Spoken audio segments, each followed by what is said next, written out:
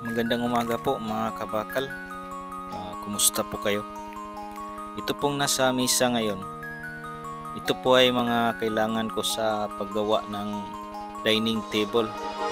So ito po yung mga starting pack natin. Unang-una po, kailangan may welding gloves po tayo. At may dalawang welding machine po ako dito. Ito pong isa ay powerhouse inverter welding machine 250 amperes. Kung sanay na po kayo sa pagwi-welding, kahit manipis okay po ito. Ang gagamitin kong welding rod sa manipis na bakal ay 6011.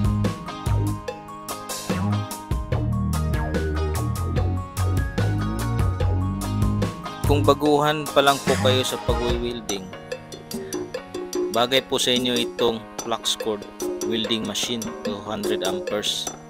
Mas madali po itong gamitin.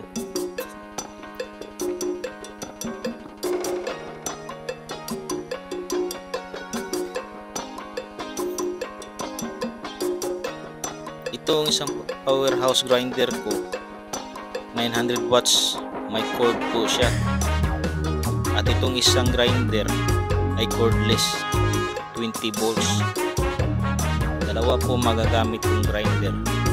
Yung isa pang cutting ko at ang isa ay panglinis. At paalala lang po, huwag kayo magtanggal ng guard ng grinder ninyo dahil safe po tayo dyan. At ang handle po ay hindi ko rin tinatanggal. Hindi naman po abala sa trabaho ko.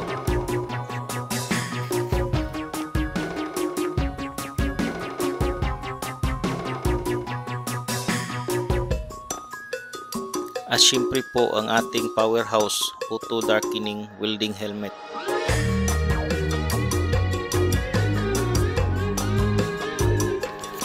Pag nag-fit up na po ako, kailangan ko rin ang itong powerhouse magnetic welding holder.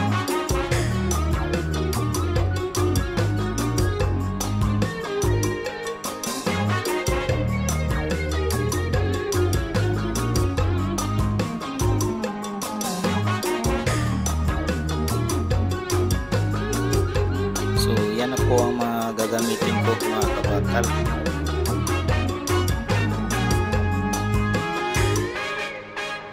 At syempre pag nagtrabaho tayo, dapat may coverall po tayo. Kung wala namang coverall, pwede po tayo gumamit ng sweatshirt.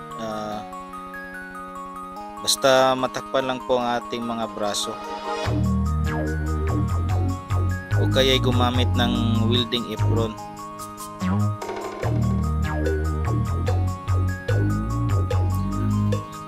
So maraming salamat po sa panonood ninyo mga kabakal.